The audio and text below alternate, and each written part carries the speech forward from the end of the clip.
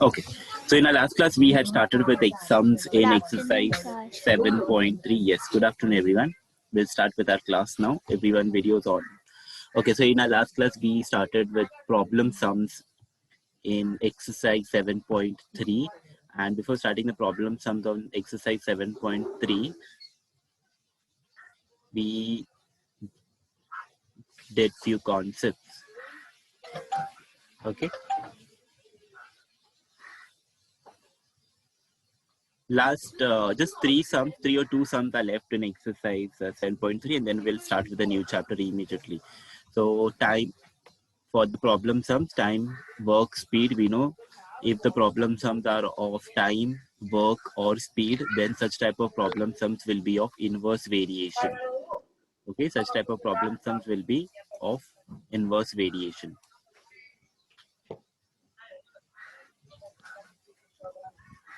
So we did this sum we did, the first sum we did of 7.3. Second sum also we did. 15 workers can build in 48 hours. This sum also we did in our last class.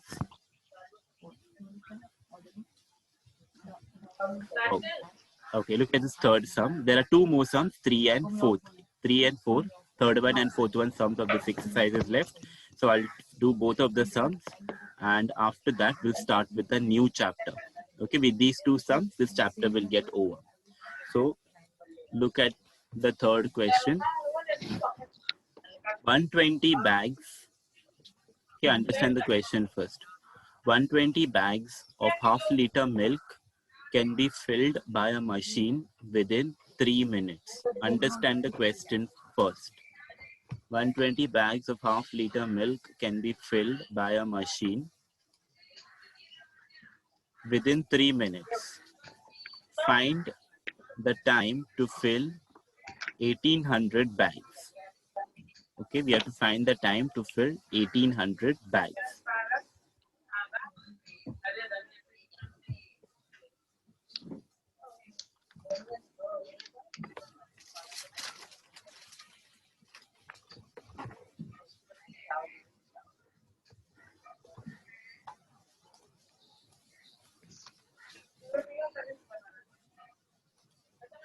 Let's start with the solution. So the time required to fill the bags of milk varies directly as the time required to fill the bag. So now you see, time required to fill the bag, it will vary directly as the time required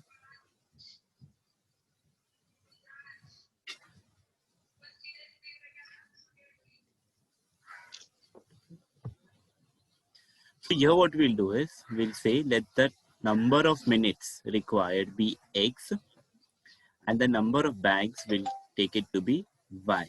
Okay, number of minutes. Okay, how much minutes it takes, that will take it to be as X, and the number of bags needed will be Y. So as they are in direct proportion, X will be directly proportional to Y. Okay, X directly proportional to Y. Just understand the reason why it is in direct proportion, because the more time, the more bags will be filled. So X is directly proportional to Y. Now we can start with the sum.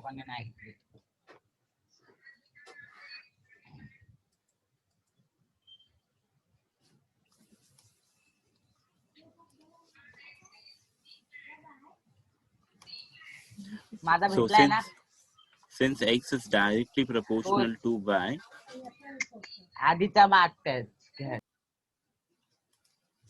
since X is directly proportional to Y, we'll write this in equation form. So X will be equal to K into Y. So this is my equation of variation. Now in the question it is mentioned in 3 minutes, that is, if X is 3, 120 bags of half-liter can be filled. So in 3 minutes, 120 bags can be filled. Now using this, we'll find out the value of K. Substitute this in this equation. So x is 3, k we have to find out, y is 120. Take 120 on the other side, so it will get divided. So this will be 3 divided by 120. 40. So this will be 1 upon 40. 120 divided by 3. No, it is 3 divided by 120. 3 divided by 120. Yes, sir, yes. Because we are taking 120 on the other side, no? Yes, So it right, is 3, right, yes. 3 divided by 120, which is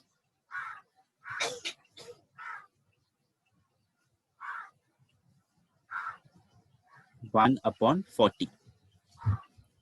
Now, in the question it is asked, how much time will it take to fill 1800 bags? Okay, how much time will it take to fill 1800 bags? Substitute the values in your equation of variation. X is equal to k into y. X has to be found out. K is 1 upon 40 and y is 1800. Do the cancellation. 45. So this is 180 divided by 4.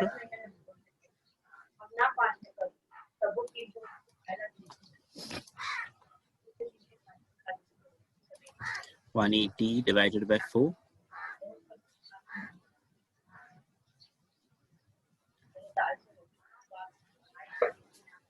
Which is 45.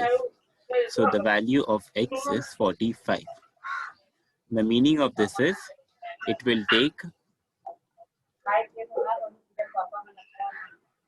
45 minutes.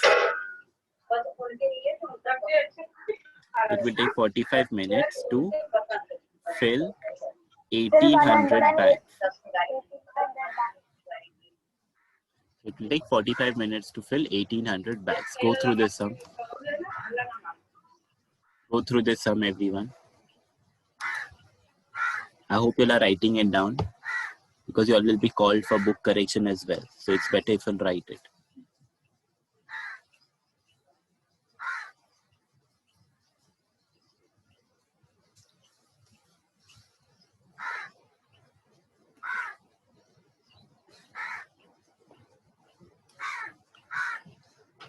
So x is the number of minutes it will take and y is the number of bags.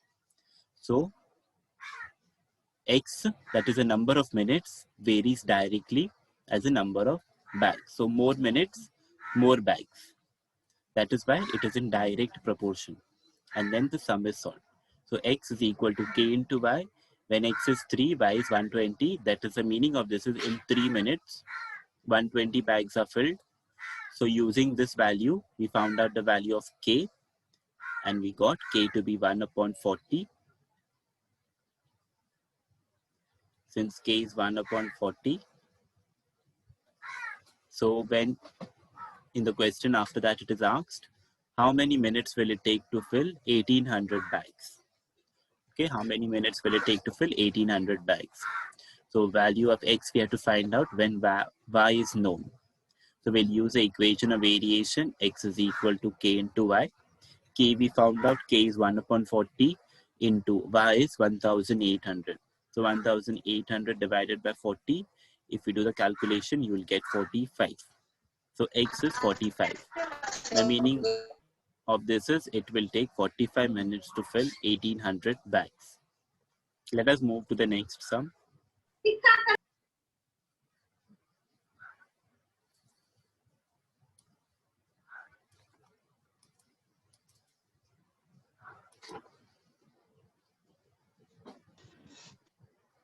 Okay, this is the fourth sum and this is the last sum of this exercise. It is said a car with speed 60 kilometers per hour, a car with speed 60 kilometers per hour. This takes 8 hours to travel.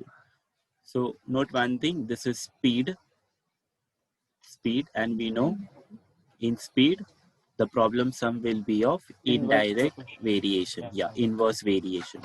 So a car speed is given 60 kilometers per hour and it takes 8 hours to travel some distance. Okay. Now, what should be the increase in speed? What should be the increase in speed if same distance is to be covered in 7.5 hours? Okay, we have to find out what should be the increase if same distance is covered in 7.5 hours. That means same distance, that means this distance is the same. They have asked us to find out the speed, the new speed, if the distance covered or if the distance is changed to 7.5 hours. That is asked in the question. Okay, so understand the question first. A car with speed 60 kilometers per hour, it takes 8 hours to travel. Okay, so suppose this is a car and it moves, okay, it moves with a speed of 60 kilometers per hour. Okay, and it travels some distance. Okay, that distance I'll call it D. And the time it takes is 8 hours. The time it takes is 8 hours. Now they have asked the same car, if it travels the same distance, okay, the same car, if it travels the same distance, and the time it takes now is suppose 7.5 hours, then what will be the speed? And you have to calculate the increase in speed. Now obviously if the car is taking less time to travel the distance, that means the speed is more. Okay, if the time is less, speed is more. If the time is more, speed is less. I hope you'll understand this. So now they have asked what will be the speed here, and main thing that you are interested in, that the question is saying, is to find the increase in speed. Okay, we have to find out the increase in speed, how much the speed has increased. So let us start with the solving.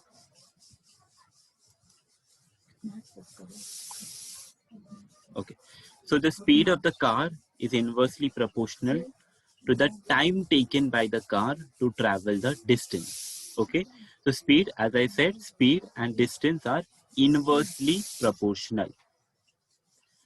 So we'll take the speed of the car to be S, and the time taken by the car to travel the distance will take it to be T.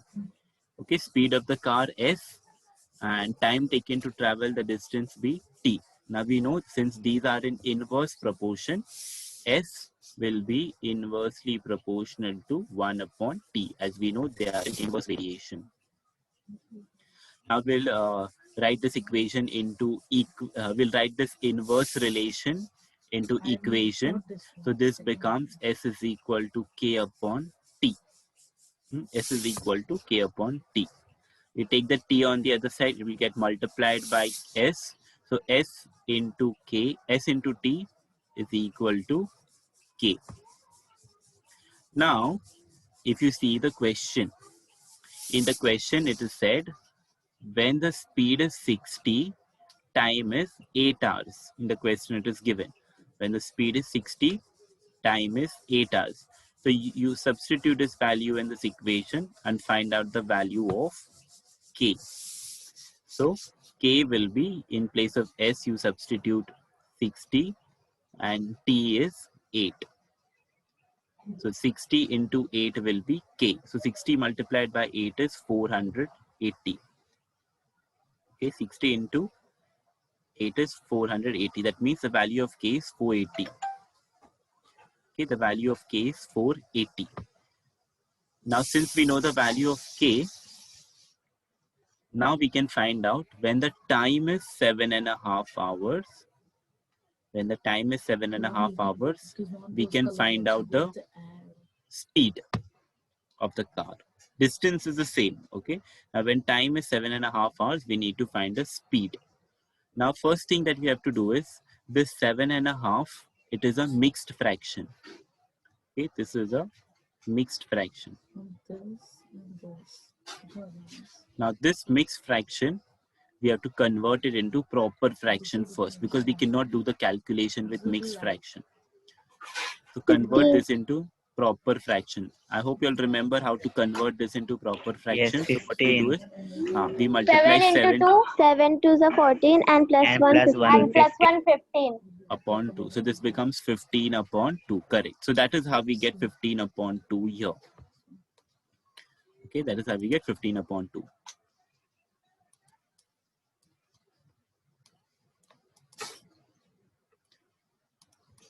Sir, wait for 2. Yeah, I'm just erasing this thing. We didn't finish the sum yet. Sum is yet to be done. Okay, so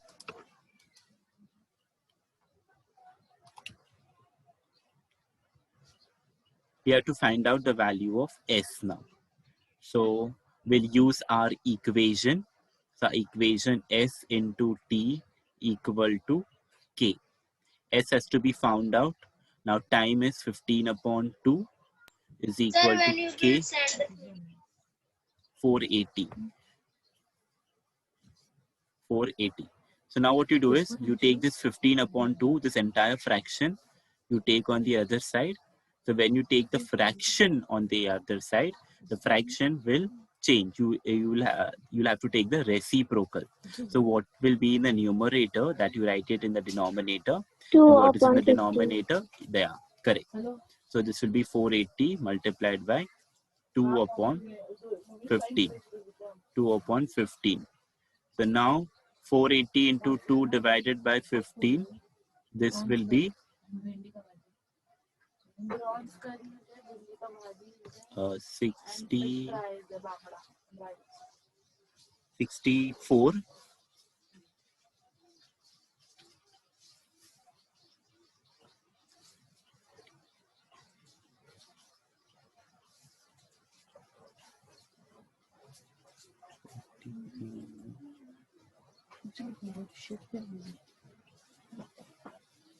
64. Correct.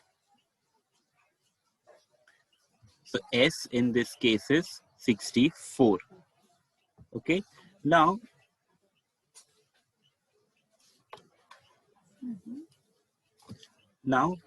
we are not interested in the 64. What is asked in the question? In the question it is asked increase. How much is the increase in the speed? So if you just look at this diagram here, the car, to cover the distance D, when the speed was 60 kilometers per hour, it took 8 hours. Okay, the same car, to cover the same distance, now it took 64. We found out here, 64 in 7.5 hours. It took the speed became 64 kilometers per hour. Now looking at this, can you tell me how much is the increase in speed? 4 kilometers per hour. 4 kilometers per hour. 4. Correct. Very good. So the increase in speed will be 64 minus 60, that is 4 kilometers per hour. So this is the answer. This was asked in the question. How much is the increase in speed? The increase in speed is 4 kilometers per hour. Go through this sum, everyone. Go through this sum. Sir, Yes. sir, I have a doubt with fifth sum of practice at 7.2. 7.2.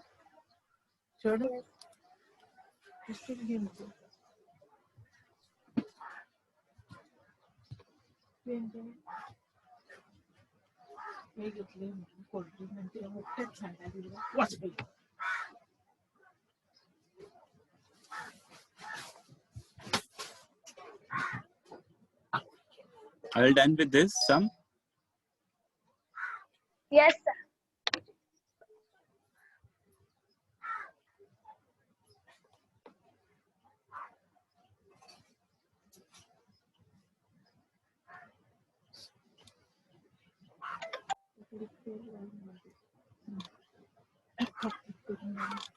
Fifth sum of 7.2. Okay, this one. This one? Yes, sir. Okay, Yes. this one I think I had solved this one. No? Sir, actually there was some network. Yeah. What is the doubt here? You see, this is the sum.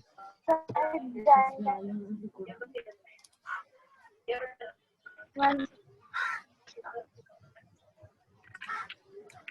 You see, this is the fifth sum of 7.2. X is inversely proportional to Sir, 1 upon that, root y. Yeah. Yes, Kushi, tell me. yes.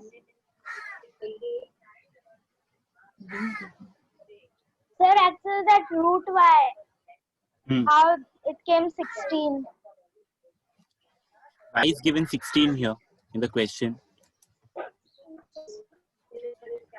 Here you see in the question, y is given 16. So, x is inversely proportional to 1 upon root y. This, when you write an equation form, this becomes x is equal to k upon root of y. Take root y on the other side, so this becomes x multiplied by root y is equal to k. Now substitute the values of x and y that is given. So x is 40 and root sign as it is. Y is given 16. That is why in place of y we substituted 16. So 4 multiplied by, we know square root of 16 is nothing but 4. So that is k. 4 into 4 is nothing but 160. Okay, 160. That's how we get k to be 160. Is it clear now? Yes, sir. Okay. So with this we finish with the chapter variation. Teacher, listen next chapter. Yeah, I'm going to start the next chapter right now. I hope everyone is writing the chapter, the exercise sums and all that I'm doing.